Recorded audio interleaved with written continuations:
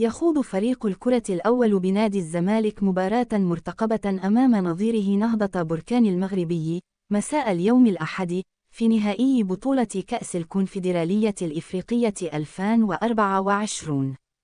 وتقام مباراة الزمالك ونهضة بركان في ذهاب بطولة كأس الكونفدرالية الإفريقية على الملعب البلدي ببركان في المغرب. الزمالك يسعى إلى تحقيق نتيجة إيجابية أمام نهضة بركان في لقاء الذهاب بالمغرب من أجل تسهيل مهمته في مواجهة العودة بالقاهرة. تنطلق مباراة الزمالك ونهضة بركان في نهائي كأس الكونفدرالية مساء اليوم الأحد 12 من مايو 2024 في تمام 10:10 مساء بتوقيت مصر والسعودية، 8 بتوقيت المغرب.